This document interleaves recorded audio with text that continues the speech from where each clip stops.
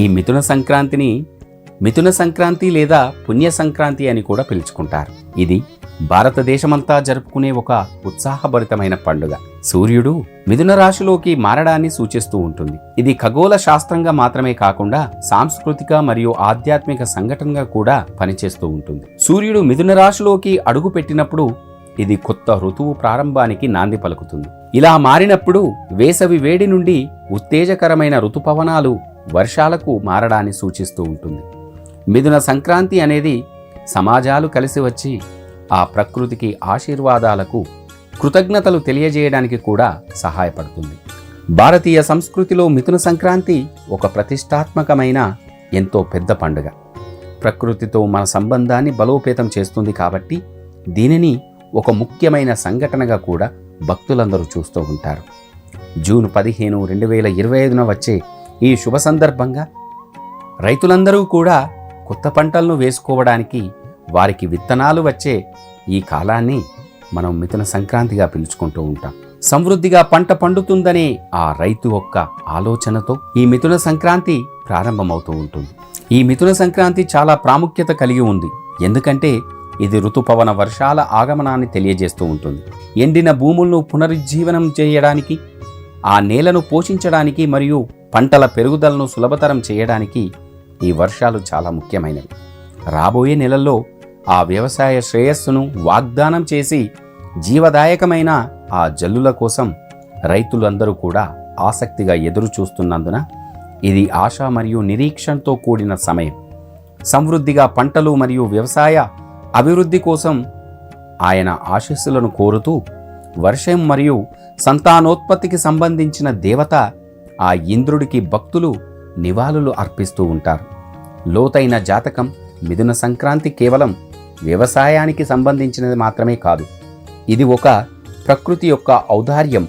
అన్ని జీవరాశులు పర్యావరణంతో పరస్పరం అనుసంధానించబడినవే. అలా జరుపుకునే వేడుక.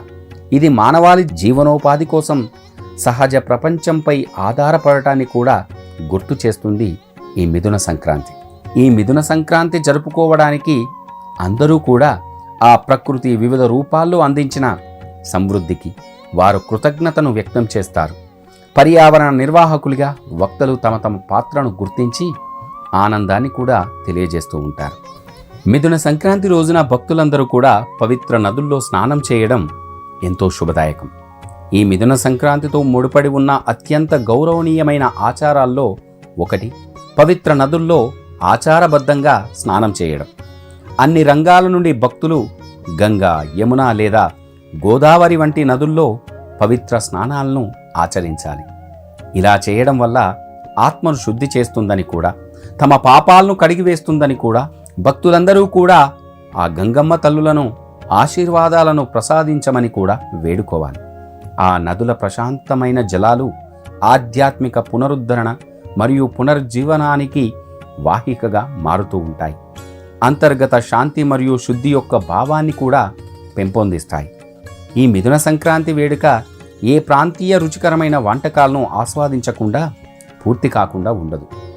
తాజాగా తయారు చేసిన తీపి వాసన నుండి దహీ బైగాని యొక్క రుచికరమైన రుచులు మరియు చెన్న ఫోడ యొక్క క్షీణించిన గొప్పతనం వరకు కూడా నోరూరించే వంటకాలు ఆ రుచి మొగ్గలను ఆకట్టుకుంటూ ఉంటాయి. జ్ఞాపక శక్తిని రేకెత్తిస్తాయి. భారతదేశంలోని ప్రతి ప్రాంతం దాని ప్రత్యేకమైన పాక వారసత్వాన్ని కలిగి ఉంటుంది. ఈ మిథున సంక్రాంతి భారతీయ వంటకాలను వర్ణించే విభిన్న రుచులు మరియు అల్లికలను ఆస్వాదించడానికి అవకాశాన్ని కూడా అందిస్తూ ఉంటుంది. కుటుంబం మరియు స్నేహితులతో, పొరుగువారితో, అపరిచితులతో పంచుకున్న ఈ సాంప్రదాయ రుచికరమైన వంటకాల పండుగను నిర్వహించే సమృద్ధి మరియు దాతృత్వ స్ఫూర్తిని కూడా కలిగి ఉంటుంది. అందుకే ఈ రోజున భక్తులందరూ కూడా తీపి వంటకాలను చేసి తమ కుటుంబ సభ్యులతో, స్నేహితులతో పంచుకొని ఆ నైవేద్యాన్ని స్వీకరించాలని కూడా శాస్త్రవచనం. ఈ మిథున సంక్రాంతి వేడుకల్లో ఎంతో ఇష్టమైంది రంగోలి. వివిధ రంగులతో ఇంటి ముందు ముగ్గులు వేసి పలు రకాల పూలతో శోభాయమానంగా అలంకరించడం కూడా ఎంతో మంచిదని కూడా మన శాస్త్రవచనం.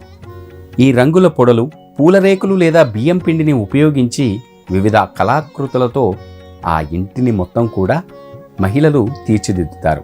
ఇవి ప్రజల సృజనాత్మకతను మరియు కళాత్మక వ్యక్తీకరణను కూడా ప్రతిబింబిస్తాయి.